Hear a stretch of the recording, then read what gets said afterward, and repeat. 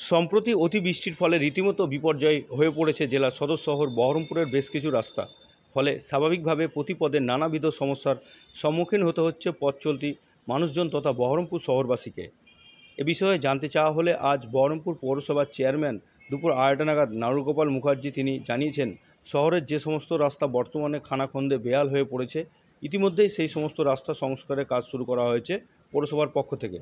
মূলত আসন্ন দুর্গাপুজোর আগেই শহরের সমস্ত রাস্তা মেরামতির কাজ সম্পূর্ণ হয়ে যাবে বলে মন্তব্য করেন বহরমপুর পৌরসভার চেয়ারম্যান নারুগোপাল মুখার্জি।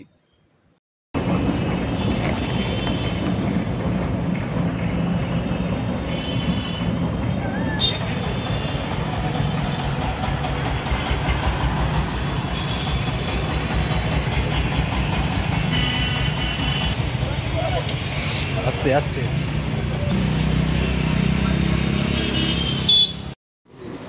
পুজোর আগে শহরে রাস্তার রিপেয়ারের কাজ চলছে এবং সমবায় মোড়ে একটা কাজ চলছে মমতো ড্রেন, এটা নিয়ে আপনি কী বলছেন?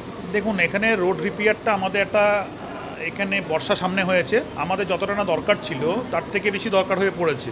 মধ্যেখানে যেভাবে বৃষ্টিপাত হলো এবং অতিবৃষ্টির ফলে আমাদের কিছু কিছু পিচ রোড ডিপ্রেশন হয়েছে, কিছু কিছু পিচ রোডের আপনার খদ বেরিয়ে গেছে, কিছু কিছু ঢালাই রাস্তার খদ বেরিয়ে গেছে, মানুষজনের যাতে অ্যাক্সিডেন্ট না হয়, মানুষজন যাতে সুষ্ঠুভাবে পুজোর সময় চলাফেরা করতে পারে, সেই জন্য সমস্ত পিচ রোডগুলি এবং ঢালাই রাস্তাগুলি, ড্রেনগুলি মানে যেগুলো আপনার কিছুটা বৃষ্টির ফলে নষ্ট হয়েছে বা তার আগে থেকে কিছুটা নষ্ট হয়েছিল, সেগুলো রিপেয়ারের কাজ চলছে।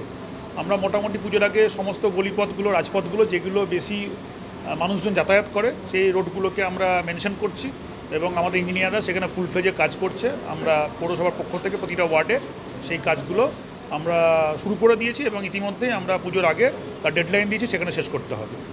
18 নম্বর ওয়ার্ডে দীর্ঘদিনের